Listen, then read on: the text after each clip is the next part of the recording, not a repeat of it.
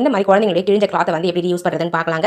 நம்ம எடுத்துருக்க அந்த கிளாத்துடைய கைப்பகுதியை கட் பண்ணி நம்ம இந்த மாதிரி மேலே இருக்கக்கூடிய அந்த போர்ஷனை மட்டும் கட் பண்ணி ரிமூவ் பண்ணிடலாம். இப்போ நம்ம கீழே இருக்கக்கூடிய அந்த போர்ஷனை உள்ள இருக்கக்கூடிய போர்ஷனை வெளியே இருக்க மாதிரி திருப்பி விட்டுட்டு கீழே இருக்கக்கூடிய அந்த லேயரில் நம்ம ஒரு தையல் வந்து போட்டு எடுக்க போகிறோங்க. பாருங்க 2 லேயரும் சேர்த்த மாதிரி நம்ம ஒரு தையல் வந்து ஸ்ட்ரைட்டாக போட்டு எடுத்துக்கோங்க. ஸோ இந்த மாதிரி ஸ்ட்ரைட்டாக போட்டு அந்த போர்ஷனை ஃபுல்லாகவே க்ளோஸ் பண்ணி விட்டுங்க. ஓப்பன் இல்லாத அளவுக்கு தையல் போட்டு எடுத்துக்கோங்க. நம்ம டாப்பில் வந்து பார்த்தீங்கன்னா உள்ள நூல் யூஸ் பண்ணி ஒரு தையல் வந்து போட போகிறோம். அந்த தையல் வந்து பார்த்தீங்கன்னா ஒரே ஒரு லேயரில் தான் போடணும். கீழே இருக்கக்கூடிய லேயரில் நம்ம அட்டாச் பண்ணி போடக்கூடாது. ஸோ இந்த மாதிரி உள்ள நூலை யூஸ் பண்ணி மேலே இருக்கக்கூடிய லேயரில் சிங்கிள் லேயரில் வந்து பார்த்தீங்கன்னா ரன்னிங் தையல் போட்டு எடுத்துக்கோங்க. இது வந்து பார்த்தீங்கன்னா ஒரு சுருக்கு பை மாதிரி நம்ம ரெடி பண்ண போகிறோங்க. நம்ம இந்த மாதிரி தையல் போடும்போது ஃப்ரண்ட்ல இருக்கக்கூடிய அந்த கயிறை கொஞ்சம் விட்டுட்டு அதுக்கப்புறம் நம்ம ஸ்டார்ட் பண்ணணும் தைக்கிறதுக்கு. அதே மாதிரி லாஸ்ட்லேயும் கொஞ்சம் கயிறை வந்து விட்டுறணும். பாருங்க ஃப்ரெண்ட்ஸ், இந்த மாதிரி தச்சு எடுத்துக்கோங்க. இப்போ நம்ம நல்ல பக்கத்தை திருப்பி விட்டாச்சு. இதுக்குள்ள வந்து பார்த்தீங்கன்னா நம்ம தேவையான பொருட்களை போட்டு ஸ்டோர் பண்ணி வச்சுக்கலாம். நீங்கள் ஏதாச்சும் வெளியே வந்து போறீங்க எங்கேயாச்சும் அப்படின்னா இந்த மாதிரி நம்ம சோப்பு, பேஸ்ட், ஷாம்பு, ப்ரஷ்லாம் கொண்டு போவோம் இல்லைங்களா? ஸோ அதை வந்து தனியாக இந்த மாதிரி ஒரு பேக் ரெடி பண்ணி அதுக்குள்ளே போட்டு ஸ்டோர் பண்ணிக்கலாம். நம்ம ஸ்டோர் பண்ணிட்டு இதை வந்து நம்ம ரோல் பண்ணி நம்ம பேக்கில் வச்சு யூஸ் பண்ணிக்கலாம். ஸோ இந்த மாதிரி நம்ம க்ளோஸாக வச்சு யூஸ் பண்ணும்போது இந்த பொருட்களுடைய வாசம் மற்ற பொருட்கள் மேலே வீசாமல் இருக்கும். ஸோ நம்மளுக்கு கொஞ்சம் கம்ஃபர்டபுளாகவும் இருக்கும் யூஸ் பண்ணுறதுக்கு.